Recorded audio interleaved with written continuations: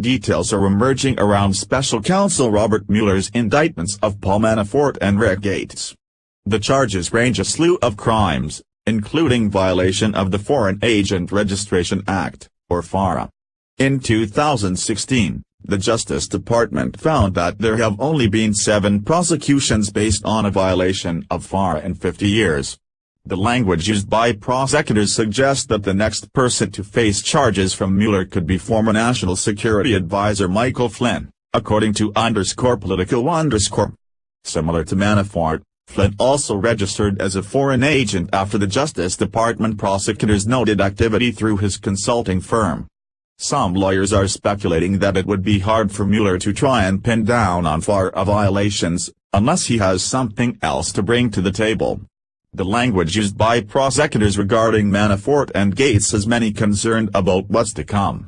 While criminal charges under FARA are not often brought, the prosecutors started. The facts set forth in the indictment indicate the gravity of the violation at issue based on the dollar volume of earning from the violation, its longevity, its maintenance through creation of a sham entity designed to evade FARA's requirements, and its continuation through lies to the FARA unit.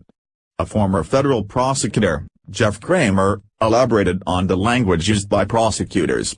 Kramer noted that the language was odd and that this language could be a precursor to explain any future FARA charge, especially Flynn.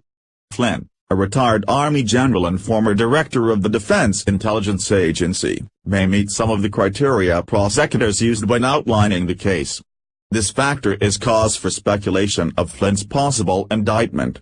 One example of this criteria is that Flynn reported, albeit late, that he was working on behalf of Turkey, which brought $530,000 in for his firm. However, this does not touch the tens of millions of dollars that Manafort and Gates collected for their work with Ukraine. There are other factors that play into this equation. Manafort and Gates worked on behalf of Ukraine for nearly a decade. Flynn's work with Turkey seemed to last no more than a couple of months. Flynn registered his work in September of 2016 as a commercial lobbyist for a company called Dinovo. He failed to mention that this company worked on behalf of Turkey. It is at this point that the phrase sham entity could come into play, depending on how Mueller plans on moving the investigation forward. It is unknown at this time whether Flynn or anyone who was acting on his behalf lied directly to the Justice Department's FARA office. This factor could also play into whether indictments are brought forward. The charges Special Counsel Robert Mueller has leveled against Trump associates are crimes rarely prosecuted by federal authorities. Is Mueller fishing for anything he can find to tarnish the Trump administration? Jan Baron of the Wiley Rain law firm stated, "It sounds to me, if they really think they have a strong case, it will be on some other charges and they'll tack on a FARA charge." The reason being that many jurors could see just the filing aspect as a technicality. The strangest aspect of all is how this situation with Flynn ties to Russia. Mueller's special counsel was tasked with finding out if there was collusion between the Trump administration and Russia. Flynn's lobbying on behalf of Turkey seems hardly relevant to the situation.